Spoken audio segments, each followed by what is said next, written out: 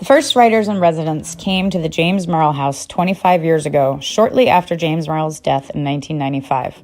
Since then, over 80 writers have visited, staying in his home, a National Historic Landmark, to work on projects of their own. Thanks to Merrill's generosity, the house now belongs to the Stonington Village Improvement Association and is an ongoing inspiration for writers and poets from around the world. For more information, visit our website, jamesmerrillhouse.org. Thank you.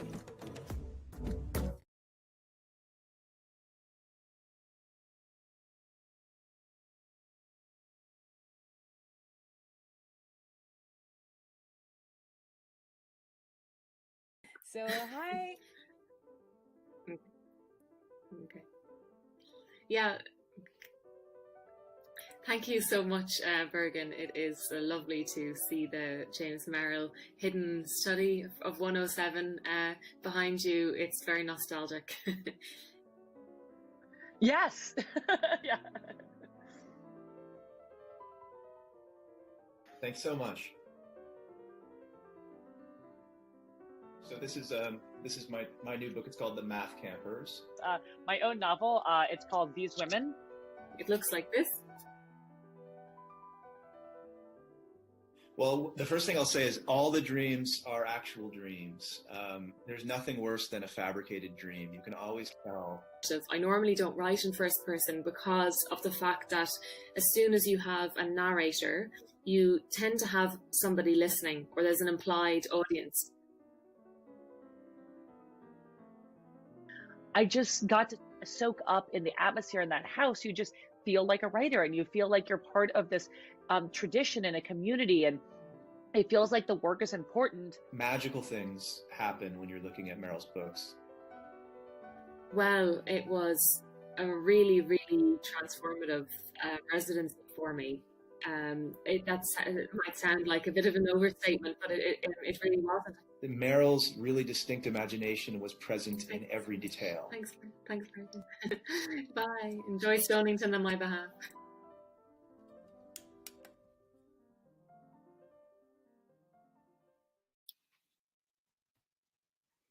Hi, welcome.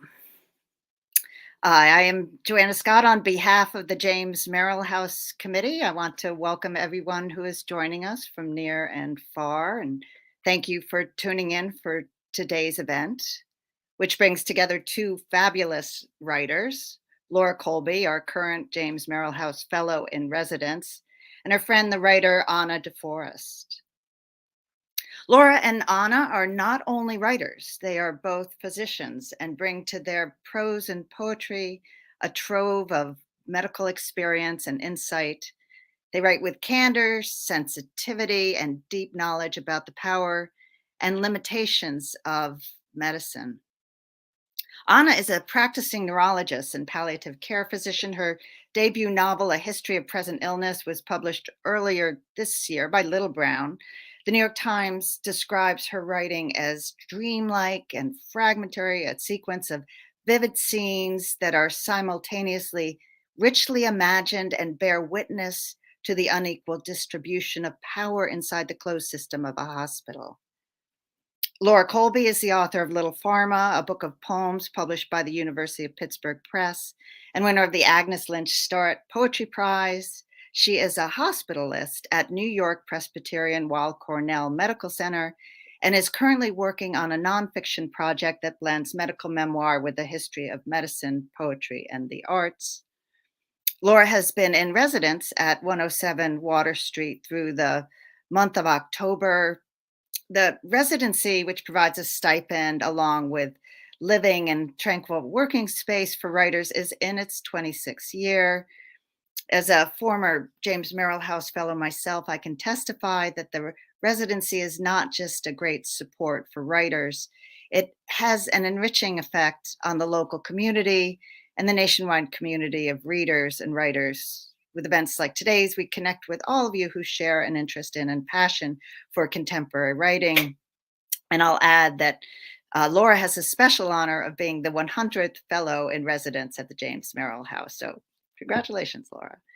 Welcome to both Laura and Anna, and I'll turn the screen over to Anna DeForest, who will introduce Laura and then continue in conversation with her after Laura's reading.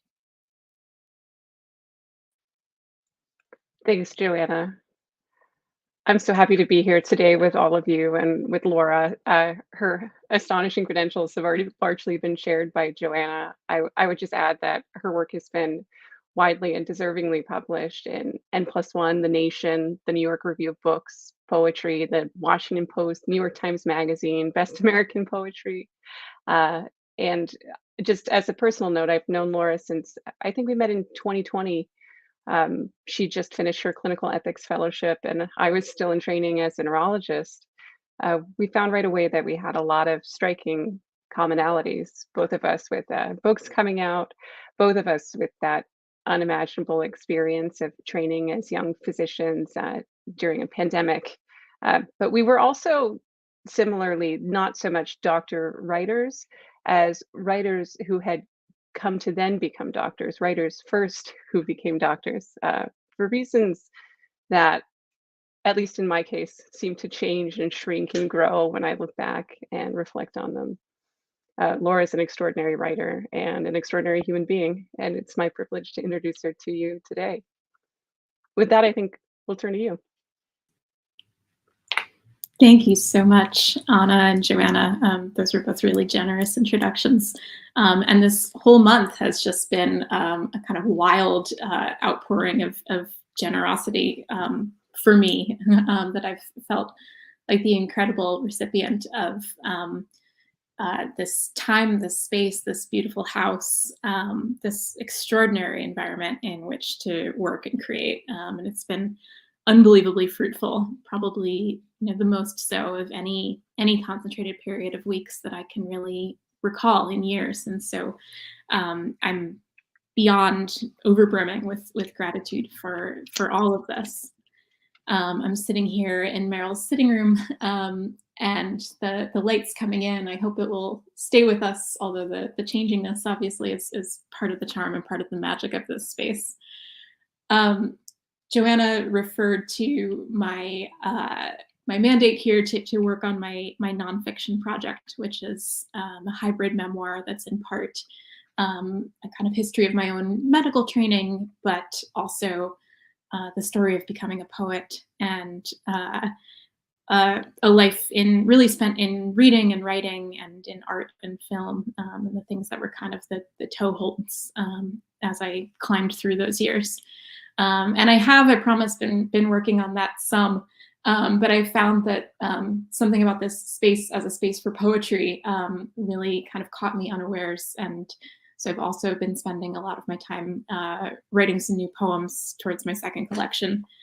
And that feels right to be doing both this and that, because Meryl too was such a voracious person who had that kind of appetitive magpie sensibility that was never content with any one thing, but was always seeking after, not just this, but also that and that and that and that. And I feel like a little bit of that appetite for life and for the sensory world has rubbed off on me here this month. So in that spirit, I thought to sort of mark the way the month has been for me, I would both read some newish poems, all unpublished poems, a couple of which I wrote here, and then a poem from my published book, and then an excerpt from the prose project.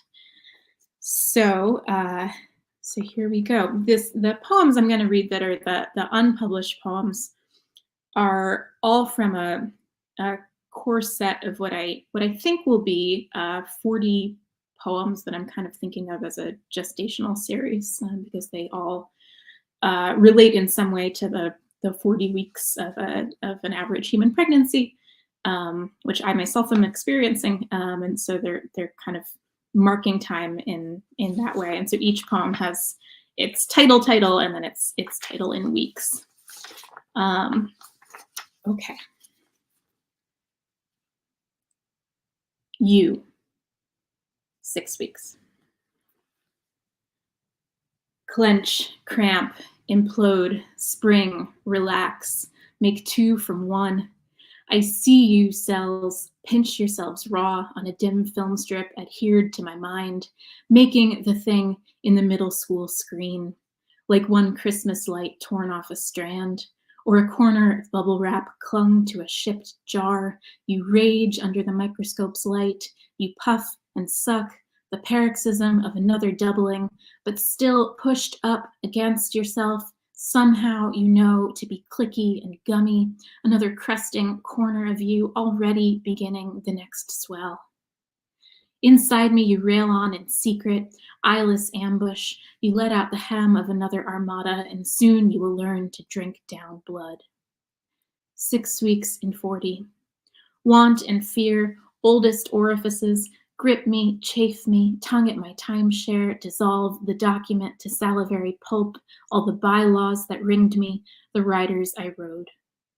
This motor thrashing finger breadth beneath the hull, its movements not mine, these paces, rates, chiron crawls and inner increments, these inclines, beckonings, siphons, indentures, a world of increase without my mind's direction, my wrapping baton, my wish to keep you but slow you, steer you, pause you on a skate's toes rubber brake, lay you on ice and look at you a while, cool you in a jeweler's velvet drawer, write a few lines today, keep the key for you in an old wool coat, find you later with a $20 bill, take you out, my marble cash, my mammon, grow you out some more like schoolgirl bangs, make the built world halt, be paddling down an empty pond in an empty body alone. I was pumice once, I floated and scratched, I slew towns with the juices of the planet's mantle, I was practically male, I brittled when the magma cooled and left limbs where they slept. Will you let me gallop again on Naples and Martinique? Will you turn a proto-eye place to my prowls, predations, mercury harebrains, my mouth, my me, my taking, my time, my take, my taking? Will you wait until I bid you forth? I who never ask before seizing. You who know nothing of juddering between delay, delicious, and bone and meat that say what shambles say. The time is the knife and nice and not the ice chest. Will you keep you, you who know nothing yet? Still, 8 weeks. Tell me about the final day, my body, full as it'll go, without yet changing size or shape, denser than it ever packed itself, the last day of body before, will still not show, when mirrors still won't mark how underflesh has no reserve, give or compress left, the airless torso sedimented on a pelvic leaded glass. Tell me which will be the last time I look at me while old bodies, custardy silt, still anchors to the bark of how I am. Say a month, say tomorrow, say not now. Was it just now? Won't I know it until happened and adrift? Won't I look on non-self me and algebraize its changes? Is fear of future mash note to the past? Oh, shameless how I loved old me, prancing, boozing, flinging my life into crosswalks like salt into boiling water, latching to friends like a peg-lead brooch. I was a mean Sybil and a sleepy drunk, rocking on the sun-up subway while the girl beside me on the bench curled her eyelashes with a metal teaspoon, honest to goodness, rinsed it with a little spit, ate with it a carton of yogurt on her way to whatever work requires both these sacraments. I covered in eyes as hide can be when polished by the mammoth chamois of light rain on a Friday night. How I envy now those rinses of the slipshod and august. Oh, old me, your morosity at noon, your blackened silver, filthy toenails, doctrines, surmises, hand between coat buttons, like a general astride a chain of sparkling islands. Have I changed yet outwardly? And is outward only dingy wrapper on the real? Or does container flavor what it clasps, alter it, the applesauce smell of wrist under watchband? like peregrine becoming nearly pet inside its hood. Tell me it's the last day of before, and I'll go a-mousing, sink my beak beneath the fur of one last clappered heart. How I feel even now the meat swell under my skin, warm the craw. Say it's good as here, this change in body's faithless shape. Say it's good. Say still. Say when.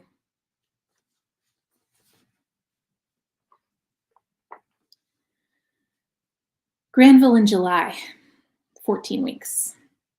And this one I should say steals or mishears a couple lines from the poet George Herbert in his poem Aaron. I think he says holiness on the head, perfection on the breast, which I mishear as beast. Granville in July. I was handed an ungrateful soul and a gewgaw world. Who among us hatched out different, ecstatically egg-toothed, without pain? But this I know I love and don't deserve and have.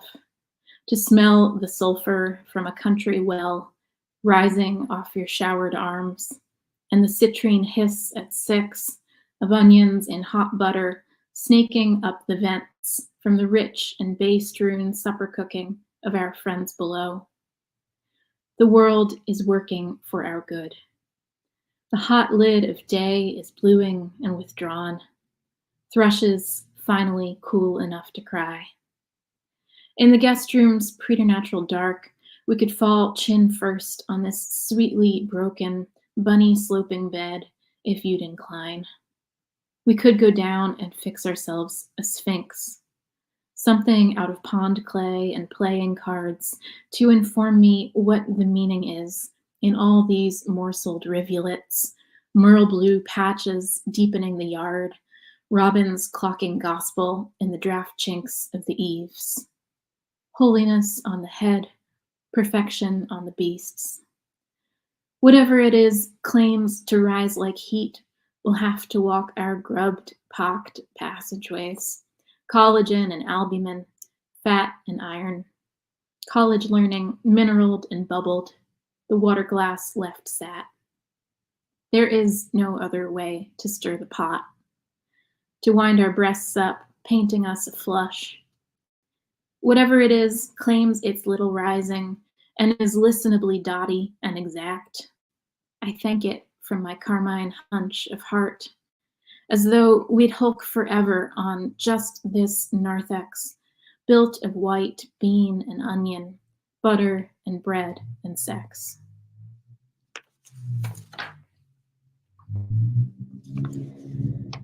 The Scarecrow, 20 weeks. It will all end this particular theater of perpetuum self, unbidden by any mastering hand. I loved the straw ticking that filled my chest. I loved the old hog's hair adorning my scalp and the feeling in dirt of my own stakes. Being free has been its own poem in a gilt-edged book, a field shining at its edges around a blurred and glad scotoma. The corn burns. Gases fix themselves to white hairs deeper than the workers can see. They trust the undertaking, the appetites of soil. Beyond what I need care for, faint, near-identical garments are drying on a nylon line. Should no one stop them, they will soon rock and puff in their lightness. They torque where they've been clipped.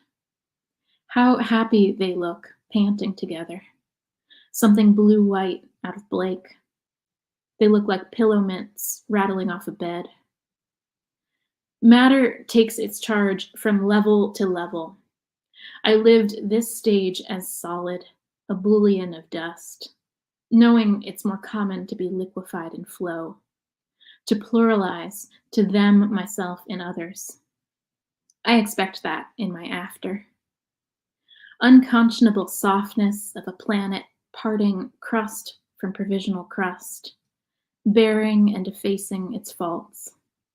For the wet flame, the mantle truer than any hill. In that astonishing later, I will speak into the mouth of my fellows, which will also be my own pressed mouth. Recall, bevel of one creaking limb sloped against starlight, dry frost, mica fleck. Privacy was fayanced blue and lavished like a tomb. But we will not remember. Lazarettoed in the wet of one rapport, we will not recall it.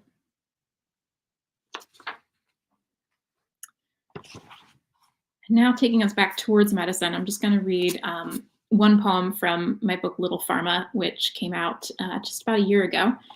And there are many poems that have the sort of alter ego or protagonist of Little Pharma in it, and this is one of them. It's called Little Pharma's Research.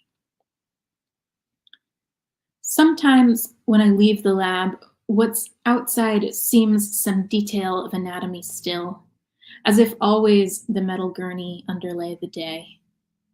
A man's jeans forming two blue veins coursing beside my bed. The lamp's sharp punctum were light spools under the fixture. Street noise leaking as through a weak wall in the heart.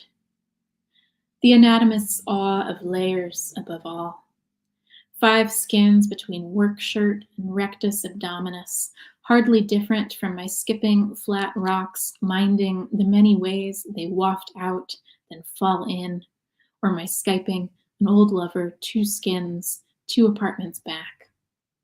Of course, the reverse is just as true, like all the brightest lies. In the lab, I meet the rest of life, all the world packed in one corpse. The body, a kind of government, a flame-red senate wrapped in fur. Its provinces, all fens and rivers, 2-bit hucksters stamping wet-booted outside the commissary store. Out along the farthest limbs, nerves open dovecotes for the wheeling flocks, homing, homing, home. When I first met my hands, their small largesse, they and I, we 3, were amazed. In the lab's locker room, they peeled off my scrubs, glowed blue with a cold I couldn't yet feel, but knew as mine. Little match girls, little lights. What is there to love about this world without proportion? Impossible to tell if one body is 2 or 5, to tell whether when I lie under my roof, it's about to slough right off, wizened epithelium, raw life lying beneath it, tasting the night as new syrup, serum sky.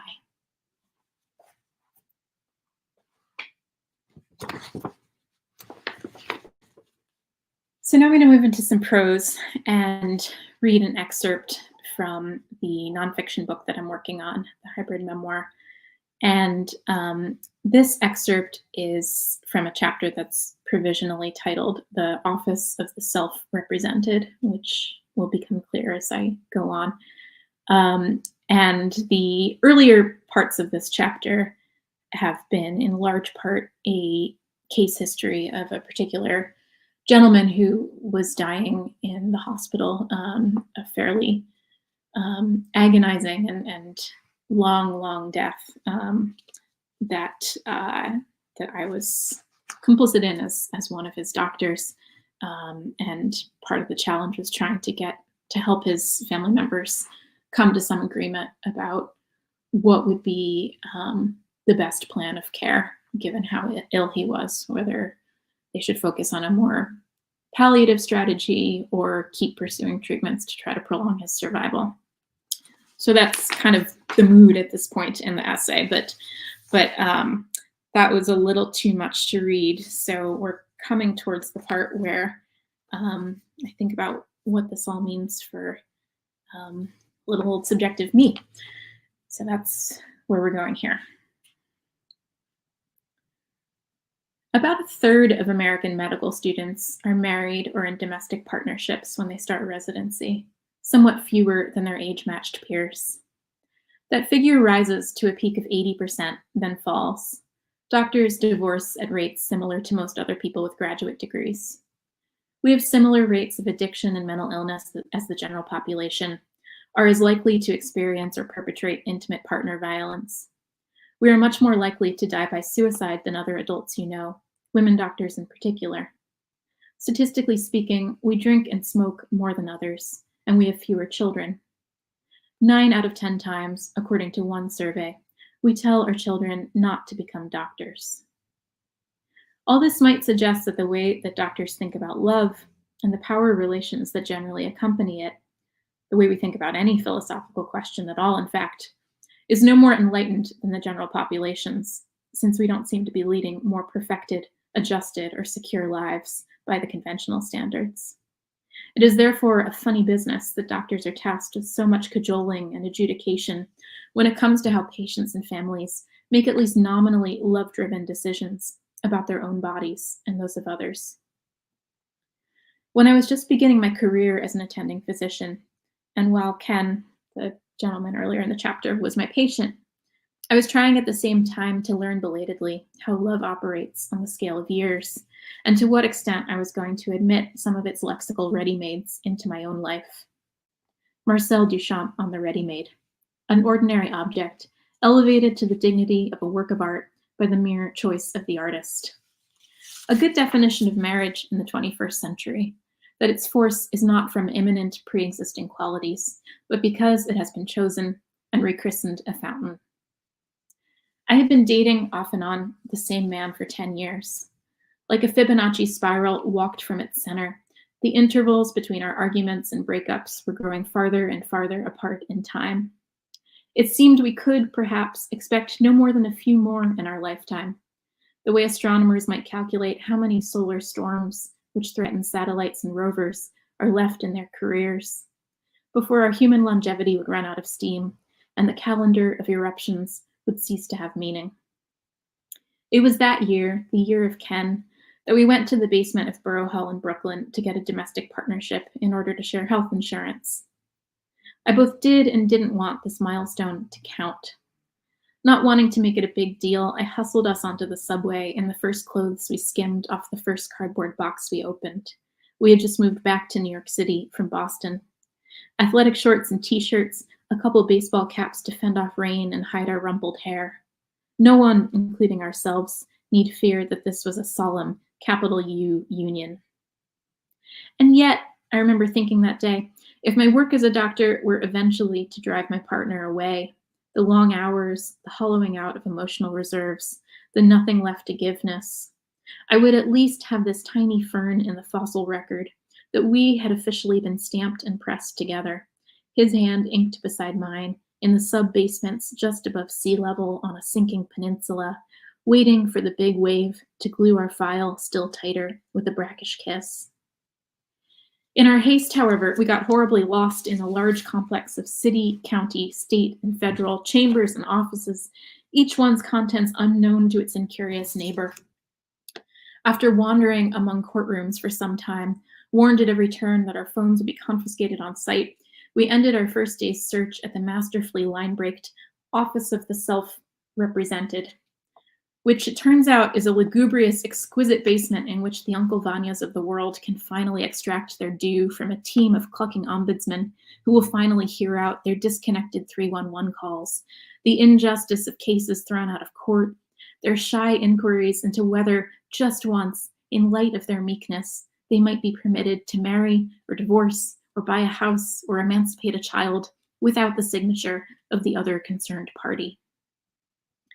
By the time our number was called, it seemed I had learned everything I needed to know about the varieties of interpersonal experience. We were phenomenologically in the right place, but not, we were told at the counter, logistically. The right place was closed. We returned to the right place and became domestic partners the next day.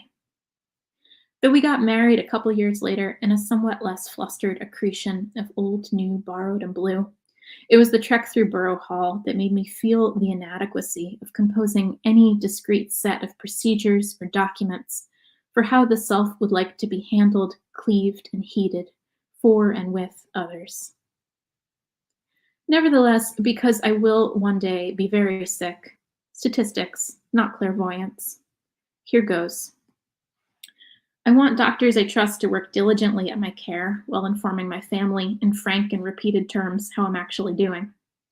I would like my proxy decision maker, most likely my spouse, to greenlight things that give me a shot at pulling through a bad patch. A feeding tube if I can't eat, but most likely will be eating the following month. A ventilator if I can't breathe because of a fixable problem someone smart is working on. In the end stage of disease, I don't want resuscitation when my heart stops, unless it stops over something silly, like swallowing a gumball or getting stung by a hornet. I don't like gumballs, and I live in a dense city during a period of mass entomologic extinction. See happening, but thus spake Oedipus and Harry Houdini and various others. I see how absurd this exercise is. Do I write in my advance directive that 30 days in a coma is fine, but 31 plus is no? If my brain is damaged, would present me be happy to inhabit future me at 80, 70, 60, 50% of my current cognition? Is there even a good way for measuring that? So while I can write a 20-page essay or a suite of poems about my wishes for various health contingencies, I won't be able to say enough because I can't know enough about how numbers, time, and decrements will actually feel. In the movie Pat and Mike, Katharine Hepburn plays Pat, a natural athlete. She is good at sports the way a dog is good at posing its belly to the sun or shaking toys in its jaws as though they were small mammals with fine-boned necks. Effortlessly, joyfully, and a kind of brainless satisfaction that has nothing to do with aught. But whenever her fiancé watches her with his too visible worry, his preemptively rueful smile that says he'll love her no matter what, she completely bombs. Golf balls land in swamps, rackets slice at emptiness. By contrast, Mike, Spencer Tracy, her coach, doesn't particularly like her, nor she him. And so when he's around, she becomes nearly perfect at whatever she does. Lest this not be obvious, I should say that the gender politics of this movie I love are not great. But I see this phenomenon sometimes with patients who are in pain or who have come to a difficult decision about a terminal illness. Alone with me in their hospital rooms, they are brilliant, virtuosic in the strength and accuracy of their swing. The things they can say and insist on, the places they can take conversation. In the gazing presence of a beloved, though, they are changed utterly. They are now afraid of either scaring others or revealing fear in front of an audience that counts, as I never will. They do not want to whiff the ball. They grow silent, cautious, and no longer want to speak about what will become of their lives. And so the most conservative thing, the default thing, the extraordinary outlay of procedures and intrusions, and sometimes a good deal of not very useful suffering, happens instead. How my partner will behave if I'm someday too ill to say what I want will be based partly on all the things I've said and done in his presence, yes, and partly perhaps on the deep anxiety of inhabiting a position of power with respect to my body. Trying to see the world through my eyeballs will be, I know, a massive headache. I want to remind myself and him, if some cataclysm of health or mind happens to me first, of what it was like to honeymoon in Venice together. There is a particular neurotouristic sensation there. What feels like one's sinuses, but is actually one's whole consciousness, splitting open from trying to keep one's left eye veered to the impossible street names painted on walls, one's right eye on the map in hand, the brain cleaved along its axis like a butchered chicken. I want to remind us, we walked around like this for days, with eye strain and weird aches in our necks, bobbing between map and wall, and always, always failing. We were lost constantly. We were very happy. How he will make a decision about my own future medical treatments will be maybe like the shadow of that adventure. There will be the physical reality, and then there will be many possible maps. And attention will gather between his eyes because of the impossibility of gazing at both and walking too. It is okay. It is forgivable. It is eminently lovable to whiff the ball on such occasions, to be a pat in the presence of love, and balk at the extraordinarily difficult thing one is tasked with. I try to remember this when I listen to families discuss all the ways in which their loved one, my patient, would probably never have wanted X or Y or Z, and yet when the time comes, these families cannot help but beg for it anyway. I try to remember this and forgive myself when I walk into a hospital waiting room, knowing I need to tell those seated that their loved one, my patient, is dying quickly, and finding myself at first utterly incapable of the right words. I'll stop it there. Thank you. Laura, that was astonishing. Thanks, Anna. There are so many places I want to take this. I want to take it all the way back to the very beginning, when you started to say about arriving at Merrill House with the intent to work on this large non-fictional project, but found the space itself asking for poetry. What does that mean? I think it's really clear spending time in this house that Merrill was delighted by forcing himself into positions of sort of vertigo of scale, that there are these kind of, on the one hand, incredible miniatures here that you really need to turn over in your hands to be able to see all the details, and things hidden within things. And then also like a great sense of the worldly and the cosmopolitan and the international, you know, that kind of just the texts on the wall, the library full of books in translation that I've never seen anywhere else, maps, things from other sides of the world. And then of course, his interest in the occult and the supernatural and, you know, potential worlds beyond our world.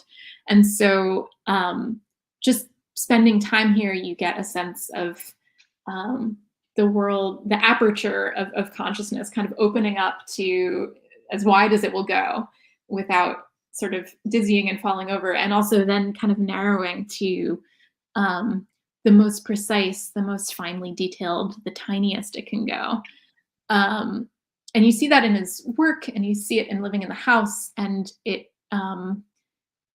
feels like a contagious craving to me. I feel sort of infected by that kind of hunger to explore life and explore the sensory world at sort of every scale.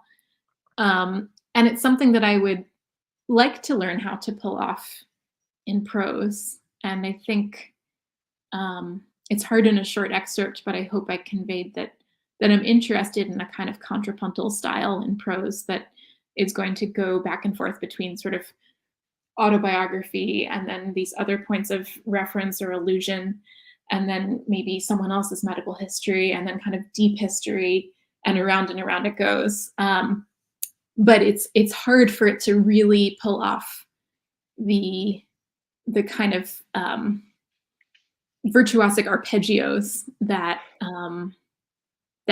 Merrill certainly pulled off, and that poetry is maybe like a little more readily built for, just because it's people, your readership, the kind of ideal reader that you imagine is kind of accustomed to this wild leaps in scale on a poetic page, where in prose, I feel like you have to slowly train yourself and train the reader to be able to accommodate those wild shifts in aperture.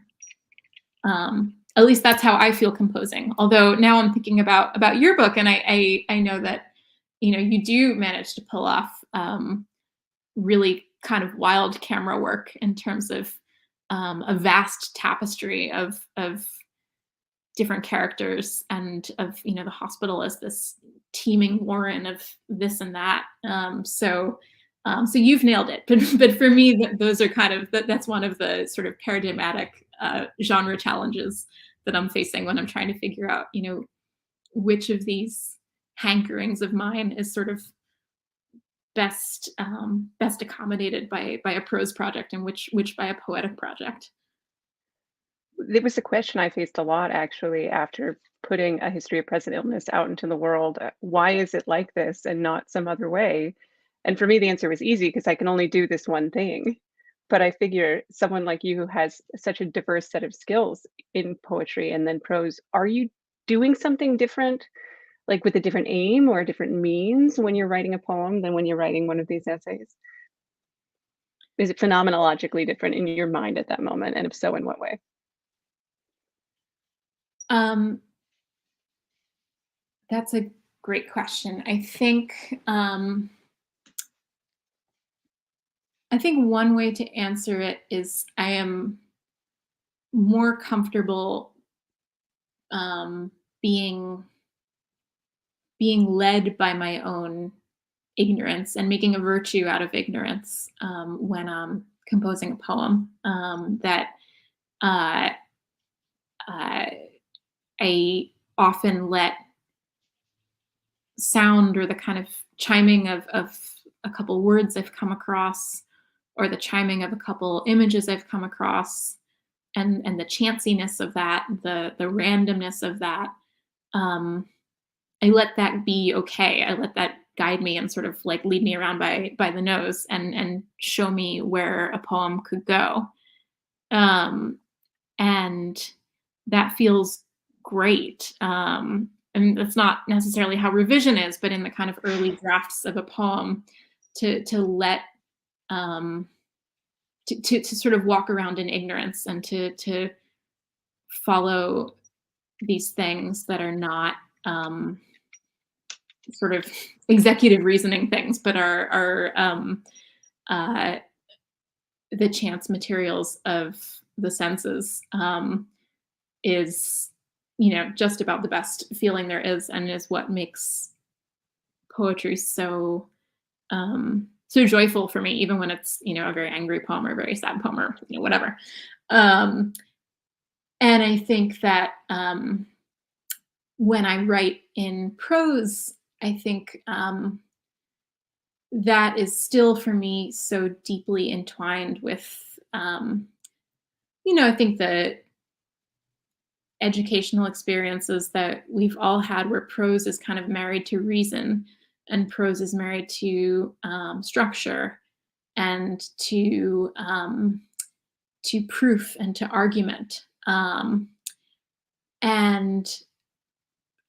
So when I embark on a project that I think will be built with prose, I'm interested in paying some deference to that, being interested in how argument has its own momentum and its own kinetics, and that's a very interesting and intricate motor to allow one to sort of propel through pages, but also at the same time kind of fighting against that and fighting to be able to maintain some of my ignorance, I guess, for lack of a better word, and keep that as a living, a kind of live wire on the page.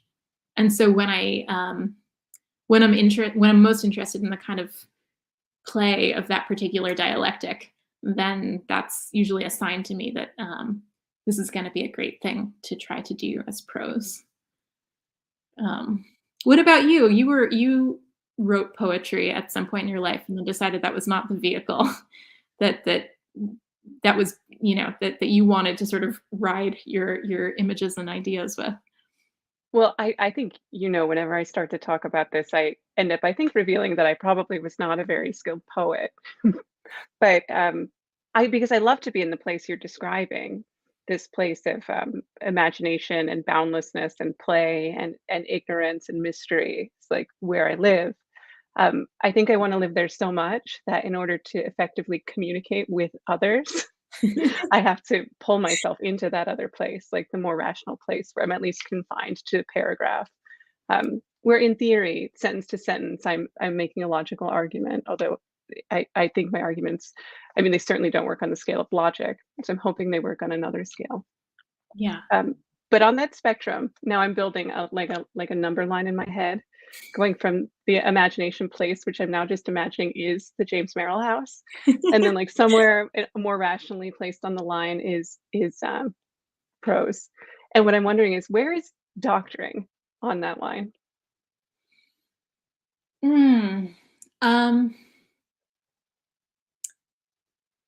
I think at its best, it has, kind of an A plot and B plot, and I wonder if you will feel the same way. Where, on the other hand, it's perfectly suited to a person of bottomless appetite for the sort of chaotic world of experience and of the senses, because you just don't know what is going to be behind each door, and there are many doors, and you kind of move through the day being wildly surprised by the panoply of human experience, and by the sights and the sounds and the smells and the prosody of human voices, and it has this kind of hyper abundance that can't be logically ordered. There's just a too muchness to it.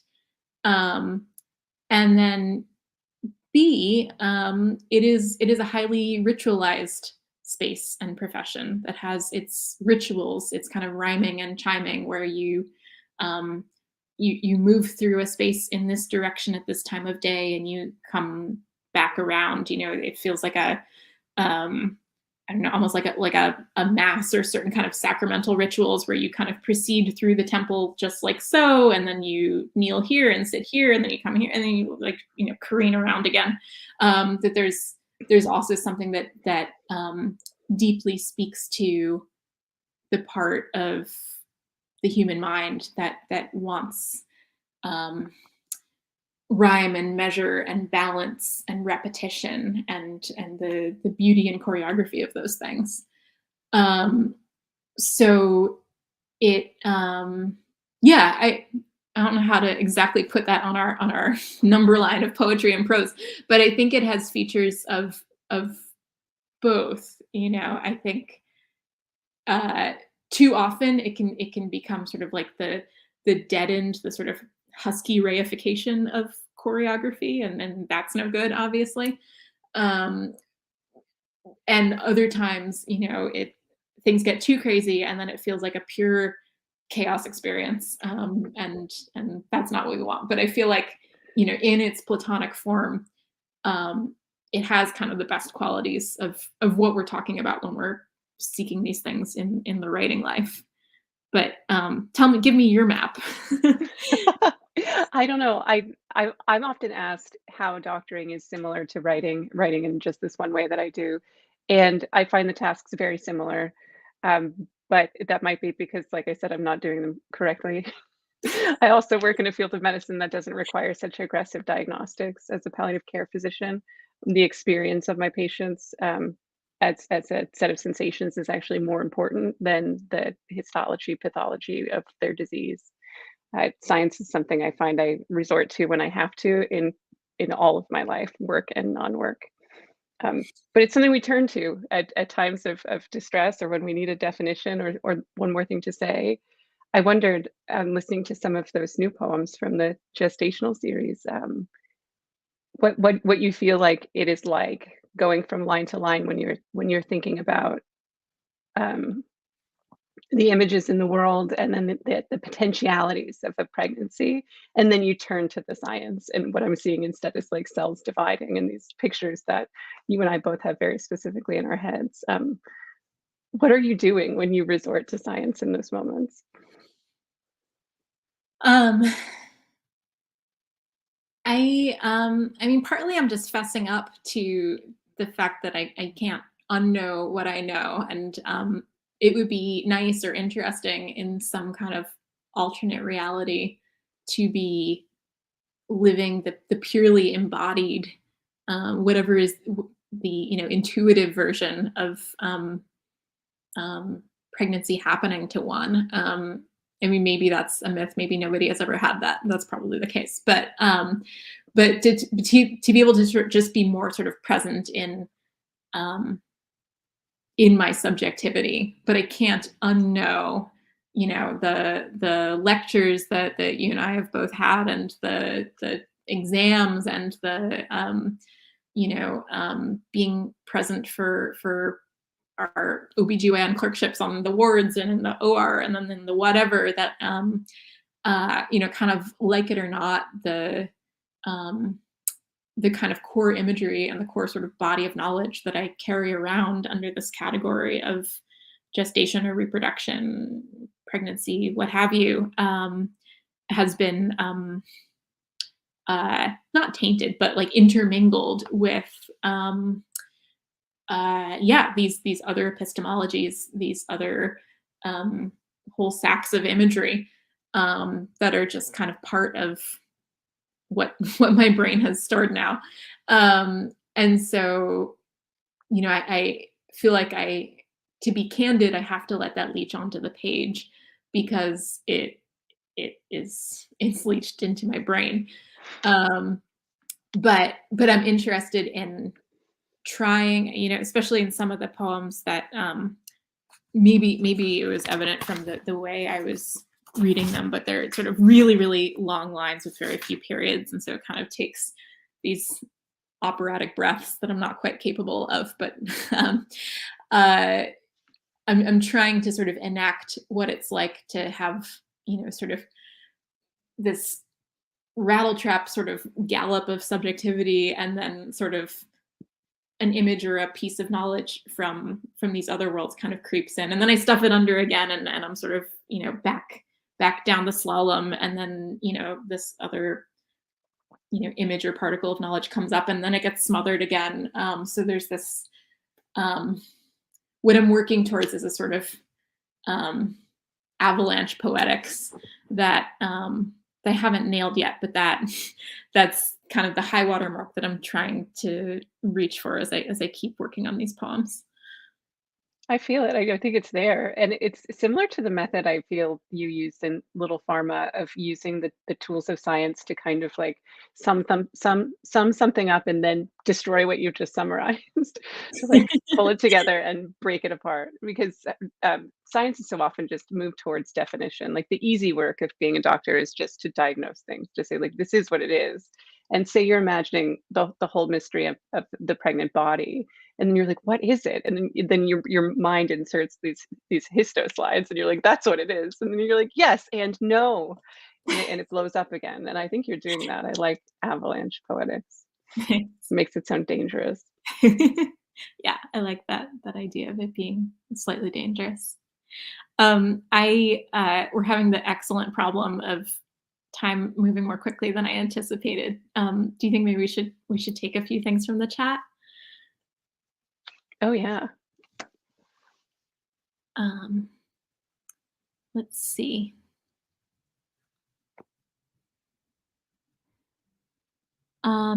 Which authors or works do you read? To understand the tradition you're part of? Lacking a term, I'll call it creative medicine writing. Ooh, I'd love to hear your answer to this, Anna. Yeah, the writer doctors, the doctor writers. I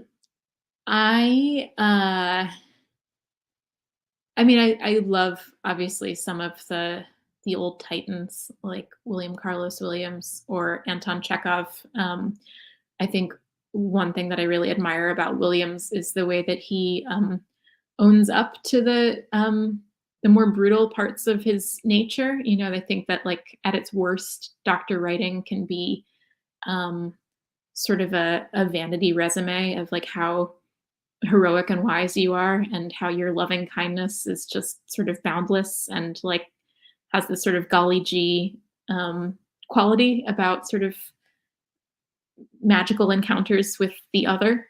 And I think Williams just like rips that to shreds and is pretty naked. I mean, beautiful in his poetics, but sort of brutal in its contents about how sometimes the work is shot through with elements of cruelty or sort of attraction to power or things like that. And I think that he was one of those writers who early on sort of gave me permission to feel like the whole emotional spectrum of me is okay in the writing, that it doesn't have to be the sort of sanitized version. And Chekhov too. I mean, the doctors in his work are often the kind of least admirable people in the play or in the story. But yeah, Anna, do you want to chime in with some of your own thoughts? No, I mean, it's well said. I think the history of medicine in America has really, like, for a long time, quite guardedly been very white supremacist and very masculine. And so the literary history of medicine in America also suffers from those same problems. And I've never felt particularly empowered by reading a man talking about how actually he's a terrible person, which is a lot of, like, some of the Williams, which I will definitely admit has huge value, but like Sam Shem, House of God, it's absolute garbage. I think it's just it's harder to say, oh, I don't know. I mean, it's still important, I guess, for any physician writing these days, as medicine in America does become more diverse, to be able to say, like, I am a human being having this experience, not just the terrible aspects of it. So the tradition will hopefully explode broadly. Narrative medicine is kind of the academic term for not just doctor writers, but like literary scholar academics working in the medical sphere, and what folks are getting up to in that terrain, and using that terrain actually as a vehicle for social change and kind of upturn some of the norms I'm describing is really exciting. So big things to come.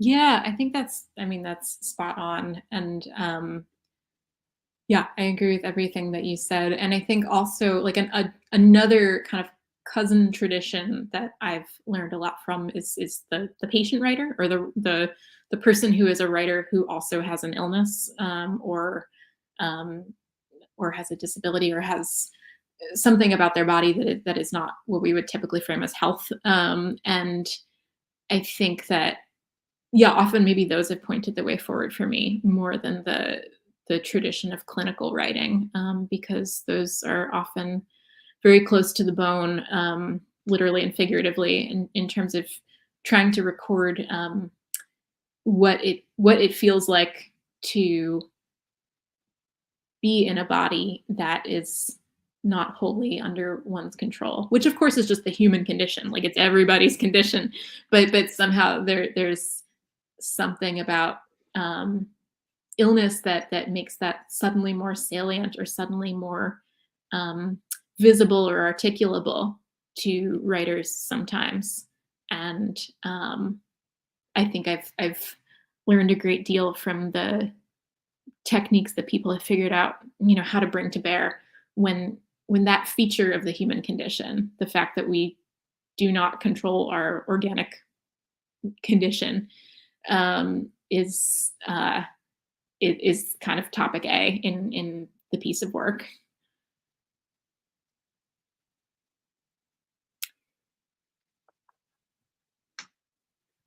Chris Spade asks, have certain sides or works of Merrill's popped into your head this month? Because I'm studying poems about medical care, often refracted through metaphor and allegory. Yeah, yeah, absolutely. I've written about a poem of his called The Instilling, which is a really late poem that I love. And it imagines, almost the way Dickinson does sometimes, almost as though you could sort of slice the top of the head right off, and kind of peer into mind. Actually it's brain there, but he's conceiving of it as sort of the mind, the imagination, as being this inhabitable space, and then kind of going deeper into the bloodstream, into the heart, and then kind of abstracted into sort of the electrical side of who we are, the fact that we are sort of these electrical machines. And so it has this burrowing quality that moves through different planes or formulae for thinking about who we are as humans, that I find really moving and really incredible, that someone who knew that he was close to the end of life did not shy away from abstracting the self, and from thinking of the self in this kind of, wet and messy mechanistic thing, sort of thinking of the self as organic matter, that seems to me quite brave as a late career poetic move, and also really really gorgeous and strange. So that's a poem that I keep thinking about as I am in this house, and think about the fact that I'm here because he's not here, because he bequeathed this place after his death. And so that fact kind of makes me keenly aware of how gift and death are often culturally bound up in each other. Yeah, but thanks. That's a really wonderful question. How do you package your poems for publication, by period, by subject, or another way? I should probably have a system. I think, there's a part of it that's a little bit mechanistic, where if you're packaging them in the sense of like sending them off to a magazine or something, they often have very sort of prescriptive rules about, please send us 4 poems, or please send us 6 poems, or what have you, please send us 10 pages.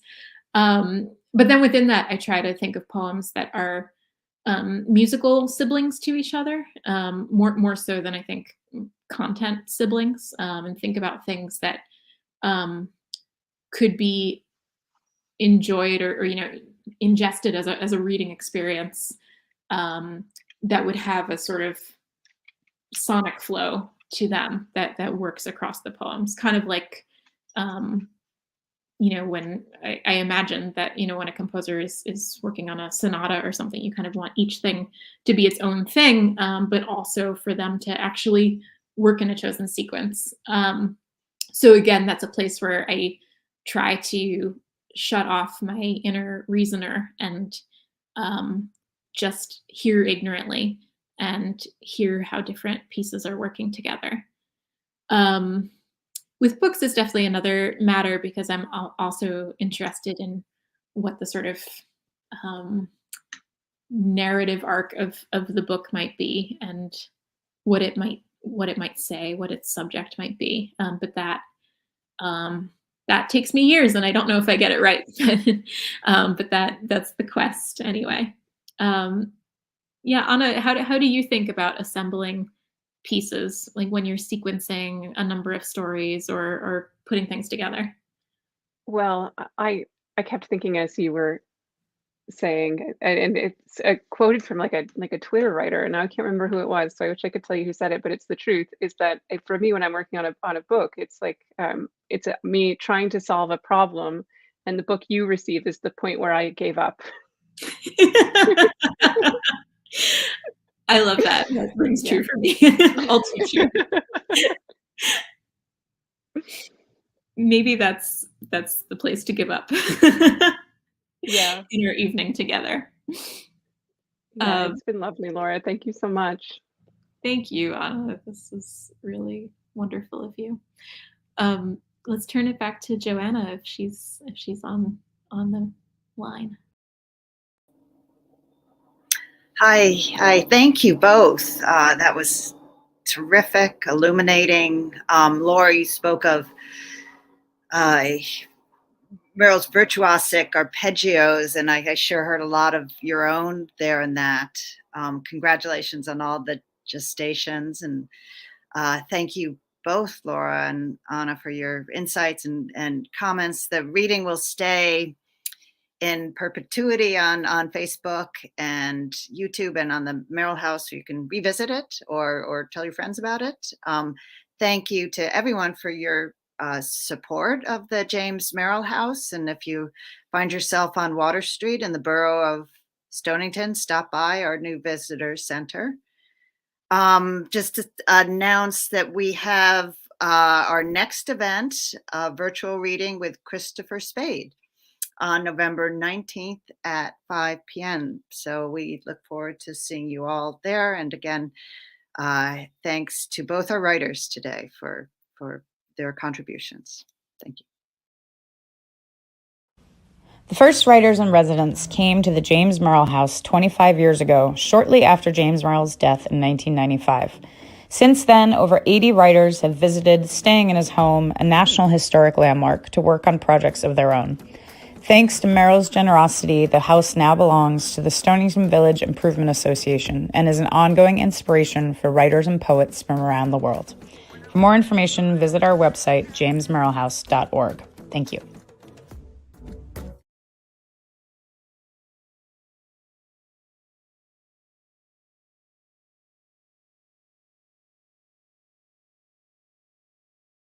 So, hi. Okay. Yeah. Thank you so much, Bergen. It is lovely to see the James Merrill hidden study of 107 behind you. It's very nostalgic. Yes.